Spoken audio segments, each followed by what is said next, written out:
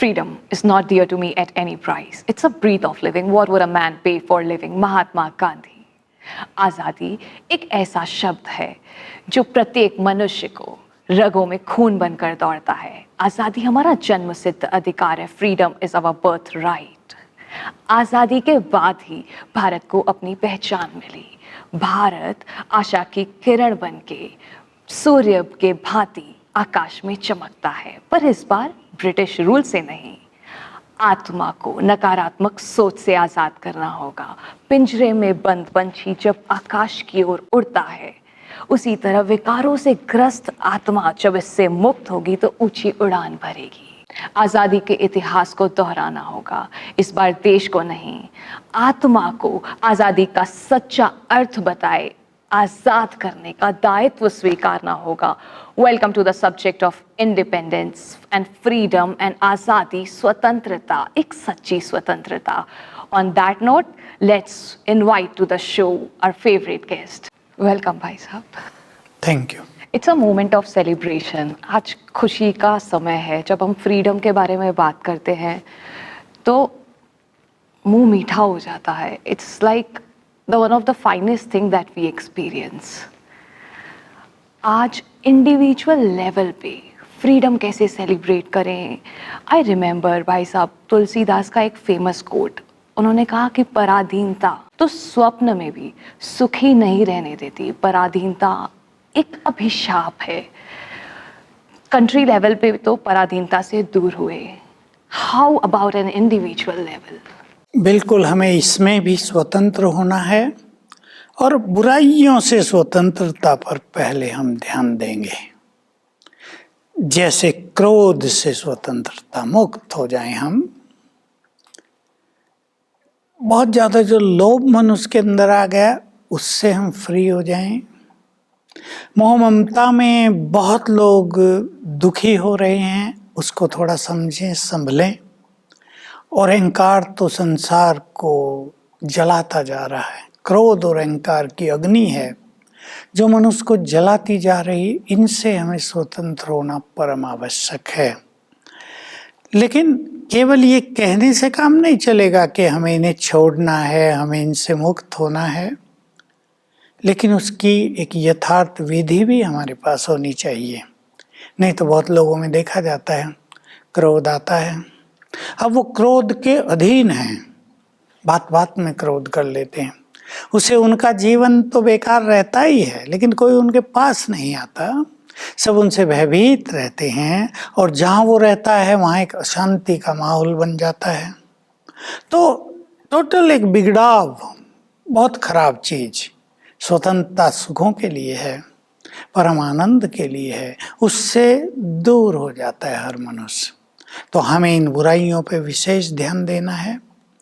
पूरा वर्ष हमारा ये चलेगा अब, तो हम अपनी बुराइयों को छोड़ने की, उनसे स्वतंत्र होने की प्रतिज्ञा कर लें, आगे बढ़ें, तो हम सच्ची स्वतंत्रता का अनुभव कर पाएंगे।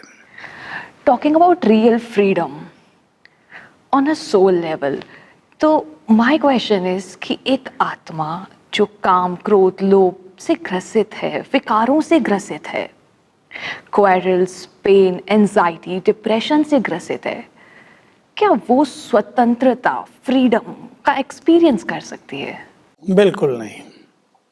वो तो पहले ही अधीन है, और ये अधीनता इतनी ज़्यादा है कि इससे बाहर निकलना, उसके लिए बहुत अच्छी स्पिरिचुअल ट्रेनिंग की, स्पिरिचुअल साधनाओं की, अपने को परिवर्तन की ज़रूरत है। जैसे मैं बताऊं, आज भी मैंने फ़ोन खोले तो 2-3 फ़ोन डिप्रेशन के ही थे। क्या क्या हो रहा उन्हें, काम करने को मन नहीं करता, डिप्रेशन की अधीनता। बहुत अच्छे टैलेंटेड लोग, आईटी में काम करने वाले, बोर हो रहे हैं काम करने में, सो जाते हैं तो गोली खा के सोते हैं, उठते हैं तो ड्रोजीनेस, एकदम डलनेस हो जाती है, दिमाग में भी अधीनता हो गई है, विचार अच्छे कर ही नहीं सकते हैं। तो जब तक मनुष्य इन चीज़ों के अधीन है, तब तक तो वो स्वतंत्र भी नहीं है, और न उसे सच्चा सुख है, न वो कुछ कर सकता जो वो करना चाहता है। एंग्जाइटी, तबाही मचाती जा रही है। रात को नींद की कमी एक बिग चैलेंज बनता जा रहा संसार के आगे। दवाई कितनी खाएंगे सोने की, वो तो बेकार कर देती हैं जीवन को, ब्रेन को ही डल कर देती हैं। मनुष्य की जो कार्य क्षमता है उस पर बड़ा आघात है ये चीज़ें।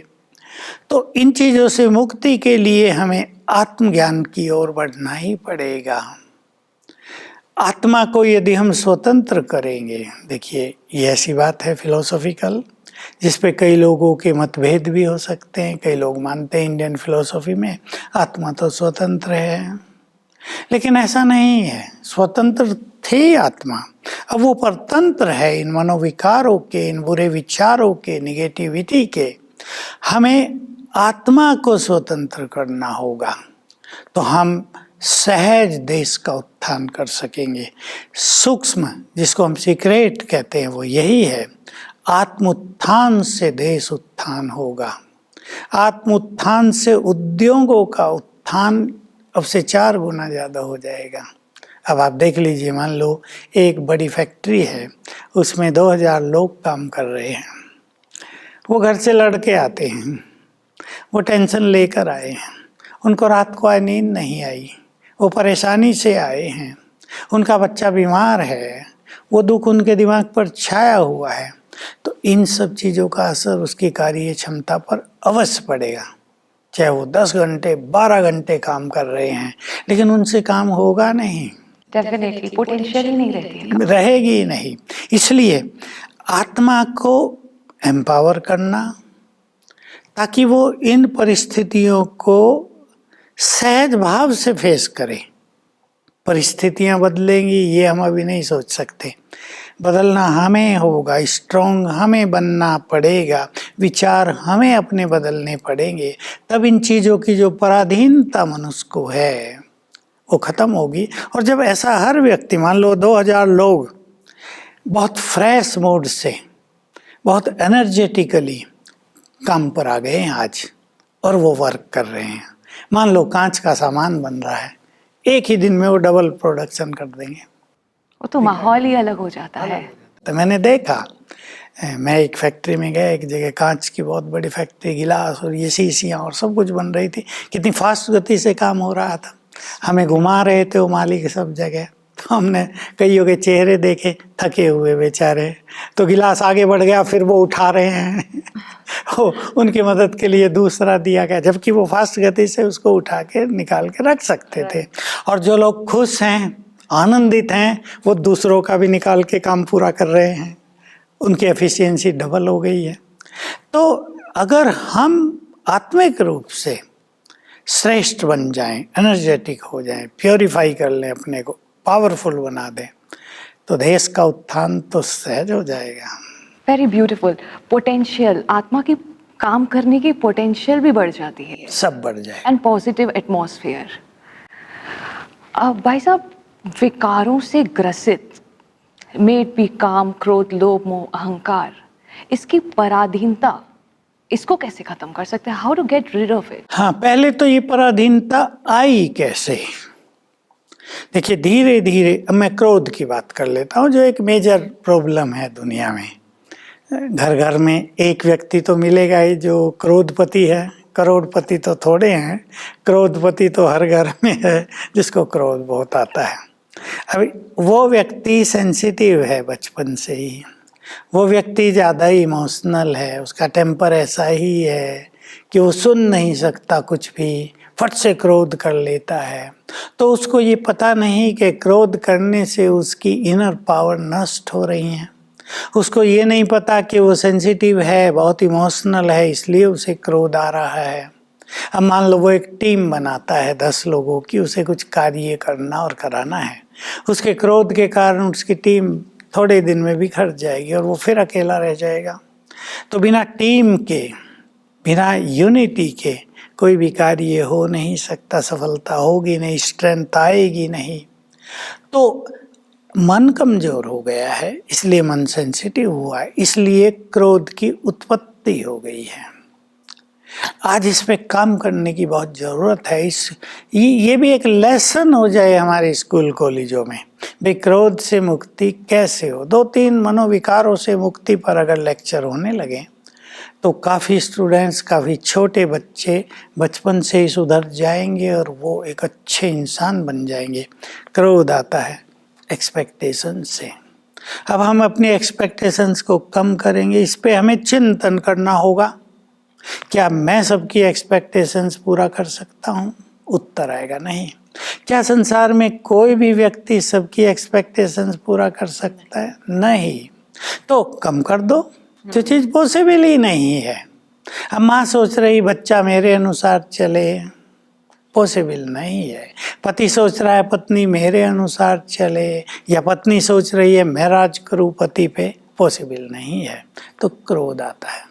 तो इस एक्सपेक्टेशंस को कम करें, धैर्यवत हो जाएं, तो क्रोध को जीता जा सकता है। ऐसी टीचिंग होनी चाहिए। एक्सपेक्टेशंस को कम करें, क्या ये 0 लेवल पे आ सकती है जो इच्छा मात्रम अविद्या का स्टेज है? देखिए, आ तो सकती है, लेकिन इसके लिए अपने से बहुत मेहनत करनी होती है। और ये केवल जो अच्छे राजयोगी हैं, जो बहुत अच्छे साधक हैं, वही इस मनोस्थिति को अचीव कर सकते हैं। और ये तब होता है जब हम स्वयं में बहुत भरपूर हों और संतुष्ट हों। अब मान लो मेरे पास धन बहुत है, मैं 1000 करोड़ का मालिक हूँ, तो मैं किसी गरीब के धन की ओर क्यों देखूंगा भाई? मैं किसी लखपति के धन की ओर क्यों देखूंगा? मैं भरपूर हूँ। तो मैं यदि स्पिरिचुअलिटी से भरपूर हूँ, यदि मैं खुशी से भरपूर हूँ, यदि मुझे राजयोग में परमात्म मिलन के सुख अनुभव होते हैं, तो ये सब बातें मुझे छोटी लगने लगेंगी। मुझे लगेगा मुझे इन्हें देना है, इनसे मैं क्या ले सकता हूँ।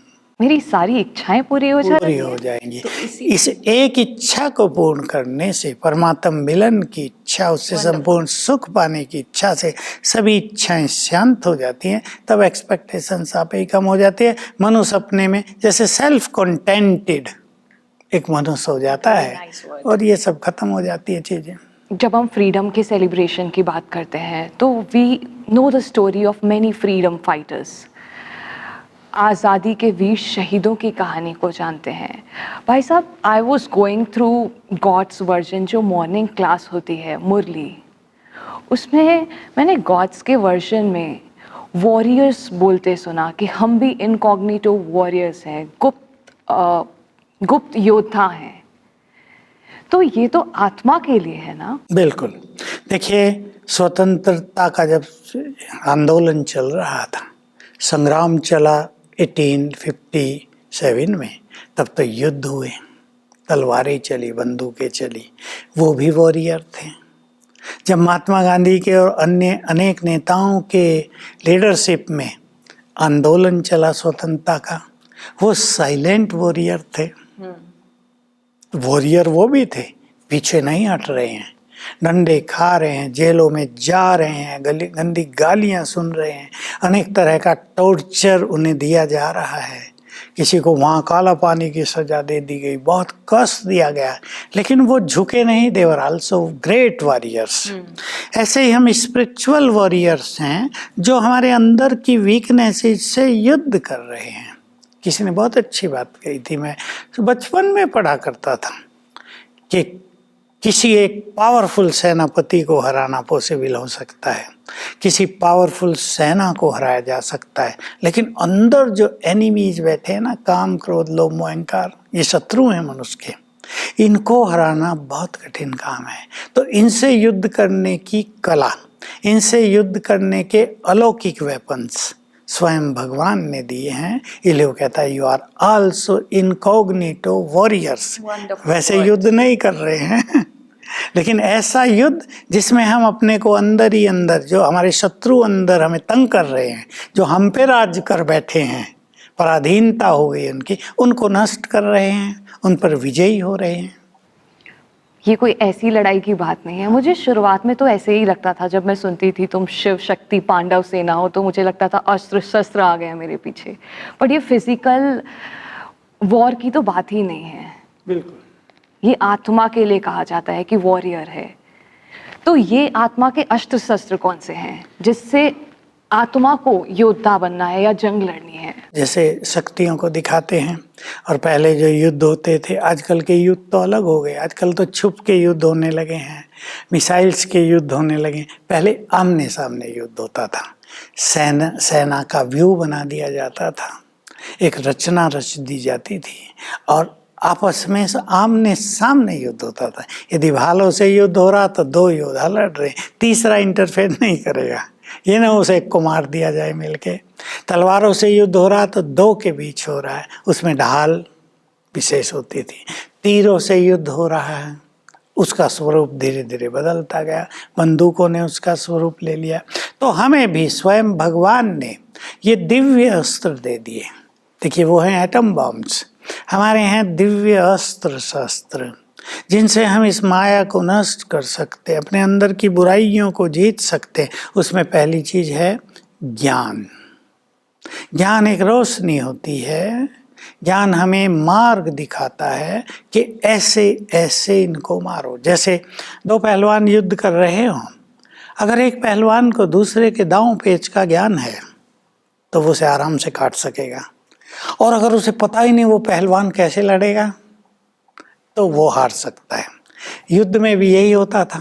अपोजिशन की सेना का, जो इधर की सेना होती थी, अपनी सीआईडी भेज के, गुप्त अनुचर भेज के ये जानकारी करते थे उसकी युद्ध की कला क्या है, उसकी काट हमारे पास होनी चाहिए। ऐसे नहीं वो अचानक वो वार कर दे और हमें पता ही ना हो। माया भिन्न भिन्न तरह से वार कर देती है। कभी मान की इच्छा होगी, कभी दूसरों से छोटी छोटी एक्सपेक्टेशंस होगी, कभी ईगो काम करने लगेगा, मुझे पूछा नहीं गया, मेरी राय नहीं ली गई है, कहीं स्वार्थ काम करने लगेगा। तो इस सब की जानकारी के लिए चाहिए ज्ञान, और उनको उन पर विजय प्राप्त करने के लिए ज्ञान की कौन सी बात हम यूज करेंगे ताकि वो बुराइयां हमसे नष्ट हो जाए। इसलिए ज्ञान के अस्त्र शस्त्र, हमें बहुत बड़ा ज्ञान मिला है इस विश्व नाटक का। ये संसार एक नाटक की तरह है, उस ज्ञान को स्मृति में रखना, इसको ढाल कहा गया। वो दूसरों के वार को रोकती रहेगी, माया के वार को रोकती रहेगी। तीर भी ज्ञान के बाण हम दूसरों पे चलाते हैं, माया पे चलाते हैं, दूसरों को ज्ञान देते हैं, उनकी बुराइयों को भी नष्ट करवाते हैं। तो ये ज्ञान और योग और ये विश्व नाटक का ज्ञान, जिसको हम ड्रामा कहते हैं, ये ढाल के रूप में हमारे पास हैं। इनको यूज करके हम इन अंदर की बुराइयों को जीत सकते हैं। भाई साहब, इतनी सुंदर मीनिंग एक्सप्लेन की आपने स्पिरिचुअल वॉरियर्स की, ये वेपन्स की, ये तो आत्मा के शस्त्र हैं। तो इसका मतलब गॉड फादर अब सबको, हम सबको एक मिलिट्री ट्रेनिंग दे रहे हैं, एक वॉरियर बना रहे हैं, कह सकते हैं। क्योंकि जैसे मैंने कहा, इस माया को जीतना ये एक बड़ी बैटल है। इसमें कई लोग विजयी होते हैं, कई लोग पीछे हट जाते हैं, भाग जाते हैं, कई लोग मारे जाते हैं, कई लोग बेहोश हो जाते हैं, उन्हें फिर से जगाया जाता है। तो भगवान हमें ये संजीवनी बूटी भी देते हैं, फिर से मरो हुओं को जिंदा करने का ज्ञान अमृत भी देते हैं, जो महाभारत में भी दिखाते हैं ना, सैनिक मर जाते थे फिर जी जाते थे। सब बहुत जगह ऐसे दिखाया, रामायण में भी दिखाया, सैनिक मर जाते थे फिर जीवित हो जाते थे। तो वो कौन मरता है और जीता? ये एक्चुअली स्थिति बिगड़ गई, तो माना बेहोश हो गया मानस, मान लो खुशी चली गई, अभी उदास मनुष्य बैठा है, उसको बेहोश कहा जाएगा। शांति चली गई, जीवन में बहुत निराशा आ गई, कुछ नहीं हम कर सकते, ये बेहोशी है। और मरना माना पूरे ही माया के अधीन हो जाना। वो जो युद्ध के मैदान में थे कि भाई माया को लड़ के जीतना है, वो संकल्प खत्म हो जाना, वो उमंग खत्म हो जाना। तो ये उमंग उत्साह को जीना और निरस्त, डेडली जिसको इंग्लिश में कहते हैं कि ये डेडली क्यों बैठे हैं, फीलिंग्स का खत्म हो जाना, इसको मरना कहते हैं। Very nice, superb. पर अब माय क्वेश्चन इज कि ये किस लिए गॉड फादर हमें तैयार कर रहे हैं, ये अस्त्र शस्त्र दे रहे हैं, ज्ञान का अस्त्र शस्त्र, डिवाइन वेपन्स से एम्पावर कर रहे हैं, वॉरियर, इनकॉग्निटिव वॉरियर, ये किस फ्रीडम के लिए हमें तैयार किया जा रहा है? बहुत सुंदर क्वेश्चन है और बहुत डीप भी है, क्योंकि ये जो सृष्टि का चक्र है सतयुग से प्रारंभ हुआ और कलयुग के एंड में अब आ गया है। अब इसको टर्न होना है फिर से गोल्डन पीरियड की ओर, सतयुग की ओर। तो सतयुग में ये मनोविकार होते नहीं हैं। एक स्वच्छ दुनिया है, प्योर देवी देवताओं की दुनिया है, एक डिवाइन लोग हैं वहाँ जिनको देवी देवता कहा जाता है। तो ऐसी दुनिया के निर्माण के लिए भगवान ने कलयुग में आकर ही कलयुग के ही मनुष्यों को वॉरियर बना दिया और कई लोग इस माया को जीतकर विजयी बन चुके हैं। ऐसे जब कई लाख मनुष्य आत्माएं विजयी बन जाएंगे तो ये युग बदल जाएगा। तो वो विजयी आत्माएं जो माया को जीतकर निर्विकारी बन जाएंगे, इसके लिए बहुत सुंदर शब्द है वाइसलेसनेस, कंप्लीटली प्योर। तो उनके द्वारा न्यू एरा प्रारंभ हो जाएगा। इसलिए भगवान आकर हमें आश्वासन दे रहे हैं, माया से युद्ध करना सिखा रहे हैं और केवल माया से युद्ध करके विजयी होना ही नहीं, बल्कि जो सद्गुण हैं देवताओं के उसको भी भरना। मान लो हमने विकारों को तो जीत लिया, लेकिन भरा नहीं तो वैक्यूम रह जाएगा ना। तो हम सद्गुणों से, शक्तियों से, प्योरिटी से, पुण्य कर्मों से भर लेते हैं स्वयं को, तो इससे नवयुग प्रारंभ हो जाएगा। क्या ये भी हमारा वेपन है? Purity, peace. सबसे बड़ा, एक व्यक्ति आपको बहुत बुरा बोल रहा है, आप शांत हैं, आखिर वो हार मान के चला जाएगा ना। हम तो अच्छे वॉरियर बन गए। तो ये सबसे बड़ी पावर की बात है। सुपर। भाई वैसे कठिन काम है ये। एक व्यक्ति बोलता जा रहा और हम चुप बैठे हों, कहेंगे गूंगा हो गया है, कहेगा अकल नहीं है, कायर बन गया। लोग भिन्न भिन्न चीज बोलेंगे, लेकिन यदि दूसरे की 100 बातें सुनकर हम अपनी खुशी को नहीं खोते, अपनी शांति को नष्ट नहीं करते, तो really we are great warrior. जैसे महाभारत में देखा है ना, श्री कृष्ण को शिशुपाल गालियां दे रहा है, श्री कृष्ण मुस्कुरा रहे, कह रहे और दे लो, और कहा 100 हो गई, सावधान किया आपने।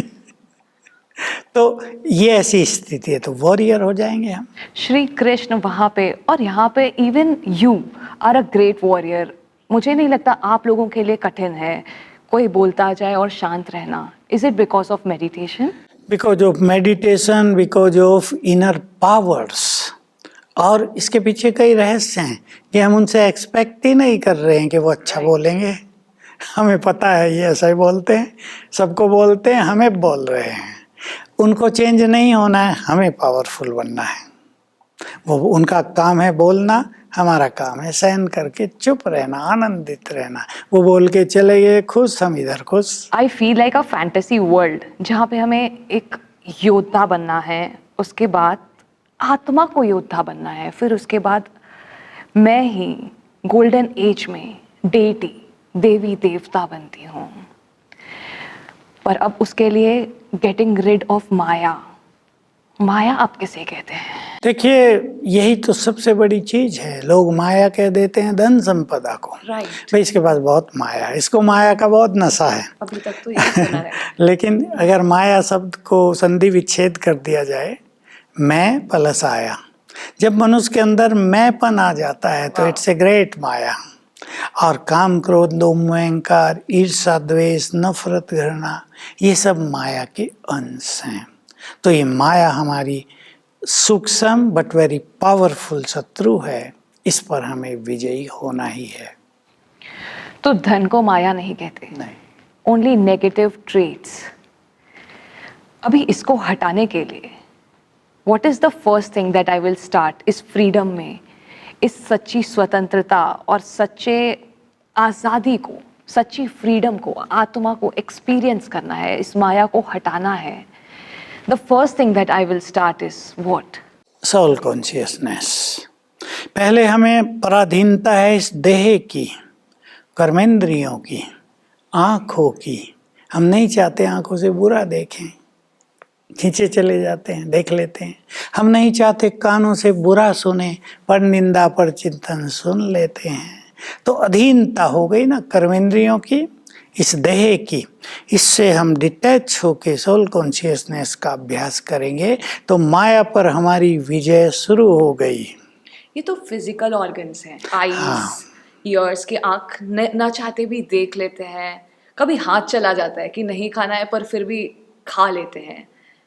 हाउ अबाउट मन? क्या मन की भी, कि मन ना चाहते हुए भी हमने कर लिया, बिल्कुल, ये ना चाहते हुए भी सोच लिया? इससे ही कनेक्टेड है.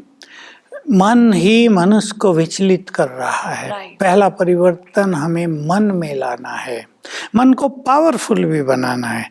हम देख रहे हैं ये चीज हमें नहीं देखनी है, इसको देखने से हमारा मन विचलित होगा, हम राह भटक सकते हैं, लेकिन देख लेते हैं क्योंकि माइंड में कंट्रोलिंग पावर नहीं है. मन को जब हम पावरफुल बनाएंगे, हमें संकल्प होगा ये चीज हमें नहीं देखनी, ओके हम हट जाएंगे, इग्नोर करके आगे बढ़ जाएंगे. हमारा मन कहेगा ये चीज तुम्हें नहीं सुननी है, इससे तुम्हारा मन बिल्कुल एकाग्र नहीं होगा, तुम्हारे मन में एक विचलित स्थिति आ जाएगी, तुम ज़्यादा सोचने लगोगे. तो मन अगर पावरफुल है तो हम सुनेंगे नहीं, थोड़ा भी सुनना पड़ा निकल जाएंगे, no this is not my subject. तो इससे बहुत अच्छा होगा. तो पहले हमें राजयोग के द्वारा, सोल कॉन्शियसनेस के द्वारा अपने को देह से डिटैच करना है. फिर राजयोग में ऐसी टेक्निक्स हैं कि हम सर्वशक्तिवान की शक्तियाँ लेते हैं, उससे हमारा मन पावरफुल होगा और तब हम कर्मेंद्रियों को भी कंट्रोल कर लेंगे.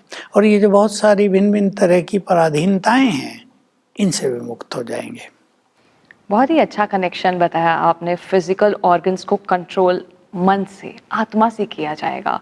आई हैड अ डाउट, एक डाउट था कि आत्मा शरीर छोड़ के ही आज़ाद या मुक्ति का अनुभव करेगी. वेल, वी विल डिस्कस इस in the next session. Thank you so much भाई साहब, सोल कॉन्शियसनेस की प्रैक्टिस से फ्रीडम को एक्सपीरियंस करने का टिप्स देने के लिए. Thanks a lot.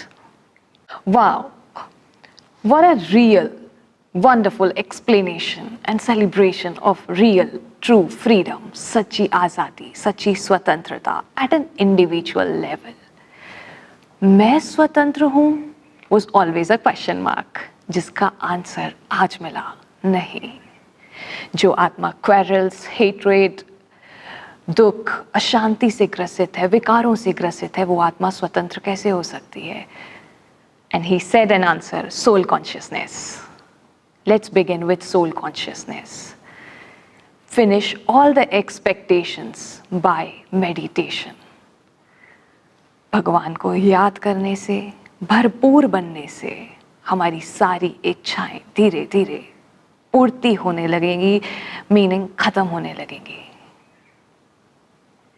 Let's become a real Yoddha, true warrior, by installing all the weapons. अस्त्र शस्त्र ये ज्ञान के हैं, ये भगवान की याद के हैं, जिससे कोई भी परिस्थिति, कोई भी व्यक्ति मुझ योद्धा को हिला नहीं सकता. Well, wish you a very free and independent life. Thank you.